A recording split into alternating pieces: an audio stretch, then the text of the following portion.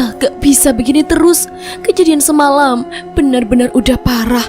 Mas gak mau kejadian seperti ini di kampung terulang lagi, ucap kepada Rumi yang masih tidak mengerti tentang kejadian semalam. Iya mas, Rumi juga takut, tapi Rumi juga gak tahu harus gimana, jawabnya dengan cemas. 2 gelas minuman hangat disajikan oleh Ismi yang berbaik hati memberikan kami tumpangan di kontrakannya setelah menolong kami semalam. Ismi, kamu bisa bantu kami enggak? Mungkin aja kamu mengerti tentang permasalahanku, tanya Rumi pada Ismi. Ismi hanya menghela napas dan menggeleng. Seandainya mbahku masih ada, mungkin aku bisa membantu. Namun sekarang aku gak lebih dari perempuan biasa yang kebetulan saja bisa melihat makhluk itu, jelas Ismi. Perempuan biasa bisa melihat hal gaib dan tidak ketakutan menurutku adalah hal yang sangat luar biasa. Ismi, terima kasih ya. Kalau gak ada kamu, semalam kita gak tahu harus ngapain, ucapku pada Ismi. Sebenarnya ada satu hal lagi yang saya ingin tahu. Akhir-akhir ini saya sering mendapatkan mimpi yang menunjukkan sebuah pemandian kuno di tengah hutan dan banyak ular yang mengelilingi pemandian itu. Mungkin kamu ada petunjuk soal ini. Ismi berpikir sejenak, mencoba mengingat barangkali ia mengerti sesuatu tentang hal itu. Kalau soal pemandian dan ular, saya belum ada petunjuk. Tapi dari cerita Mas Dimas, bisa jadi mimpi itu merupakan petunjuk atas sesuatu, jawab Ismi. Pemandian, ular? Tiba-tiba Rumi menggumam. Mas, Rumi sedikit ingat waktu desa diserang oleh santet. Ada kejadian yang mungkin ada hubungan dengan 2 hal itu. Kali ini Rumi mencoba menceritakan apa yang ia alami. Kampung Srawen, sebuah kampung kecil di pinggiran kota yang terletak di Jawa Timur. Walaupun bukan kampung yang besar, setidaknya ujung jalan kampung ini masih dilalui kendaraan umum yang menuju desa yang lebih besar di sebelah kampung kami. Mungkin karena letaknya dikelilingi hutan-hutan kecil, kampung kami jarang sekali dikunjungi oleh warga dari desa lain, kecuali bila memang mereka memiliki kerabat di sana atau pedagang keliling yang kebetulan melintas. Hari ini warga kampung Srawen beraktivitas seperti biasa. Beberapa ada yang mencari makan ternak dan ada yang mengurus kebun mereka. Saat itu aku sedang membantu ibu untuk menimba air di sumur. Saat itulah tiba-tiba seorang warga tiba-tiba berlari menuju desa. Ular, tolong pak, di kebun saya banyak ular, ucap pemuda itu. Warga yang mendengar teriakan orang itu segera berlari dan mengecek ke kebun pemuda itu. Dan benar, sangat banyak ular yang mengelilingi kebun itu dan bersiap memasuki desa. Sebagian warga mengambil obor dan mencoba mengusir ular-ular tersebut. Namun ternyata semakin banyak ular yang mencoba memasuki desa melalui tempat yang lain. Di tengah kepanikan itu, tiba-tiba seorang pria tua berpakaian hitam yang tidak dikenal muncul dari luar desa. Ora sopan, mereka jatahku, ucap orang itu yang dengan santai melemparkan garam yang sudah ia bacakan berbagai mantra ke arah ular-ular itu. Ajaibnya, ular-ular itu segera pergi tanpa perlawanan.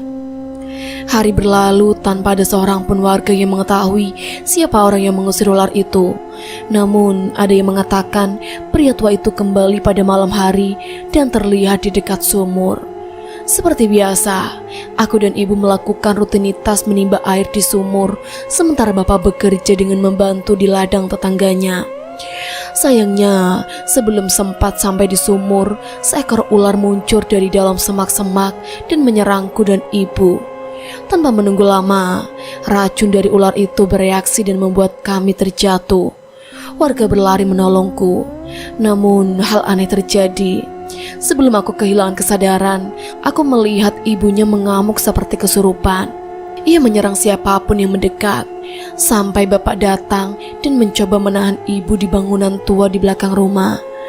Entah berapa kali aku pingsan dan kembali sadar.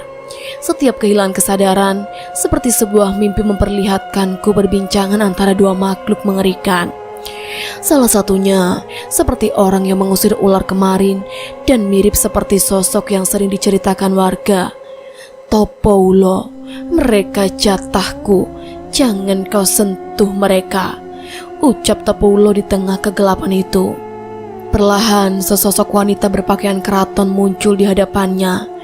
Sosok ular-ular mengerikan muncul dari kegelapan mengelilingi mereka berdua. Leluhurnya sudah membuat perjanjian denganku. Tidak ada satupun kesempatanmu mendapatkannya. Setelah tidak ada perbincangan di antara mereka, hanya terlihat ular-ular yang mengabdi kepada mereka saling memakan satu sama lain. Tiba-tiba aku tersadar di tengah malam. Terdengar suara yang ramai dari luar rumah yang membuatku semakin bingung. Aku memaksa tubuhku untuk berjalan keluar rumah.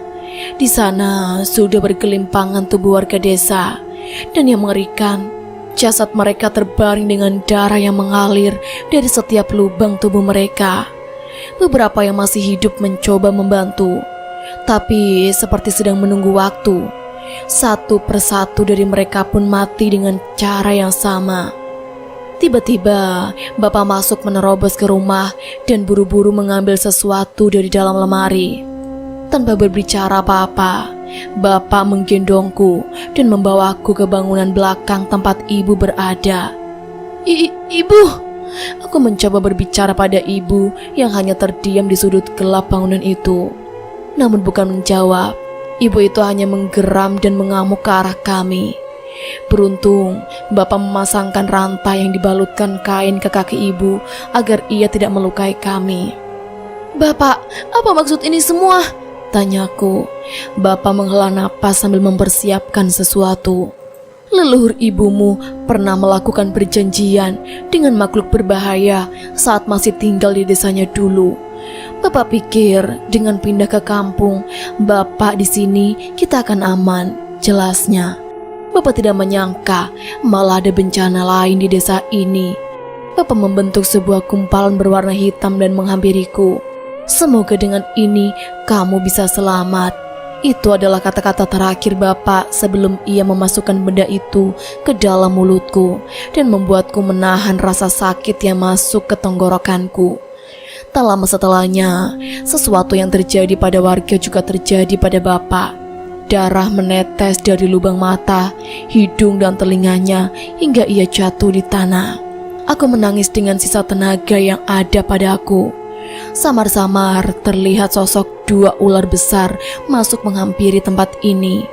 Tidak ada hal lain yang kuingat setelahnya sampai Mas Dimas datang menyelamatkanku di sebuah goa bersama Mas Danan dan Mas Cahyo. Cerita yang cukup panjang terdengar dari Rumi. Aku tak menyangka adikku mengalami hal semengerikan ini sementara aku hidup tenang di kota ini.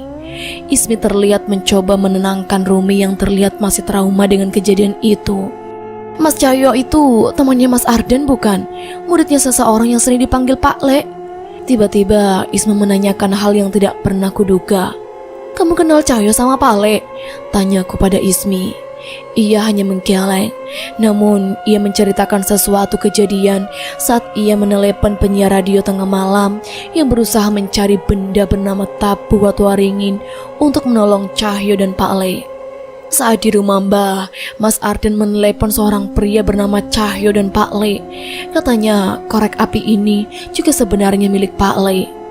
Aku menoleh pada Rumi dan sepertinya kami mengambil kesimpulan yang sama. Benar, aku ingat cahaya api di korek itu mirip ilmu yang digunakan Pak Le. Aku mengatakan itu dengan raut muka yang sedikit senang. Sekarang tidak ada lagi kecurigaanku pada Ismi kalau dia pernah menolong Cahyo dan Pak Le. Berarti dia memang benar-benar orang baik. Cukup lama kami berpikir, namun tidak ada jawaban dari ujung permasalahan ini. "Apa kita harus ke kampung ibu?" ucap Rumi tiba-tiba. Aku mencoba mengingat cerita dari orang tua kami tentang kampung asal ibu yang terletak di sebuah lembah. Tapi kata bapak, kampung ibu sudah gak ada. Balasku pada Rumi. Mungkin kita bisa ke sana dan mencari tahu dari warga sekitar. Entah mengapa Rumi terlihat begitu ngotot untuk pergi ke sana. Sebenarnya, semenjak kejadian yang menimpa Rumi, aku sudah punya pikiran untuk mencari tahu tentang kampung ibu. Namun, Pak Le melarangku. Pak Le berjanji akan mencari tahu tentang tempat itu, sementara aku memulihkan kondisi mental Rumi terlebih dahulu. Mungkin ini sudah waktunya untuk menyusul Pak Le. Ya sudah, Sabtu ini kita ke sana, ucapku pada Rumi. Rumi terlihat lega ketika aku sepakat, namun tetap terlihat rasa khawatir di wajahnya. Apa kalian punya kenalan yang bisa membantu apabila terjadi sesuatu? Tanya Ismi. Aku mengecek layar handphoneku dan jariku terhenti di sebuah nama. Mas Danan. Seharusnya Danan bisa membantu. Namun saat ini dia sedang mencari cara untuk menyelamatkan Cahyo. Rasanya tidak mungkin kita meminta tolong padanya, jawabku. Rumi mengangguk setuju. Sepertinya kami memang tetap harus menghadapi resiko perjalanan ini sendiri. Ismi terlihat bertingkah sedikit aneh. Ia menoleh ke beberapa arah seolah mencari sesuatu. Kenapa Ismi? Tanya Rumi padanya. Sepertinya kalian memang harus ke sana. Sudah ada yang menunggu kalian, ucap Ismi. Aku dan Rumi heran dengan ucapan yang muncul secara tiba-tiba. Aku akan ikut dengan kalian, walaupun aku tidak punya ilmu sehebat Mas Cahyo. Setidaknya aku bisa menjadi perantara kalian dengan seseorang yang memberiku petunjuk ini, lanjutnya. Entah kami harus senang atau khawatir, keberadaan Ismi yang bisa berkomunikasi dengan makhluk halus memang akan sangat membantu kami. Namun kamu juga tidak mau terlalu melibatkan Ismi dengan permasalahan kami yang bisa saja membahayakannya. Kamu benar mau membantu kami? Tanyaku pada Ismi. Ia mengangguk seolah tidak ragu dengan keputusannya. Entah, setelah mendengar cerita mengenai orang-orang seperti Mas Cahyo, Mas Danan dan Pak Le yang siap membantu siapa saja, aku seperti merasa memiliki tanggung jawab atas kelebihan yang aku miliki ini. Jelas Ismi, jangankan saya, Mas Arden dan kawan-kawannya, mereka yang tidak memiliki kemampuan dalam hal gaib pun sampai bisa tergerak dengan perbuatan mereka. Aku mencoba memahami yang diucapkan oleh Ismi. Memang, setelah melihat apa yang Danan, Cahyo dan Pak Le lakukan, aku juga jadi berharap bisa membantu orang lain seperti yang mereka lakukan. Ya sudah, terima kasih banyak ya. Yang pasti, kita harus tetap tahu batasan masing-masing, perintahku. Kami bertiga sepakat, perjalanan ini pasti akan cukup berbahaya. Namun dengan adanya Ismi, mungkin resiko itu bisa kita minimalisir. Aku akan meninggalkan pesan untuk Nia, teman kantorku, untuk berjaga-jaga apabila terjadi apa-apa. Dan mungkin aku juga akan mengirim pesan pada Danan, sekedar memberi informasi, ucapku pada mereka. Memang setelah kepergian kedua orang tua kami, tidak ada lagi orang dekat yang kami miliki selain mereka. Ismi, mungkin kamu juga bisa memberi kabar ke orang tuamu juga, supaya mereka tidak khawatir, perintahku pada Ismi. Saya sudah tidak punya orang tua, Mas. Selama ini saya tinggal sama Mbah, jelasnya. Kupikir setelah mengatakan itu, wajahnya akan terlihat sedih. Namun ternyata yang terlihat hanyalah wajah yang kuat yang mampu menjalani semua beban hidupnya. Tapi saya akan ngabarin kenalan saya, mereka yang membiayai tempat tinggal dan biaya kuliah saya, Mas Arden dan teman-teman dari Radio Tengah Malam.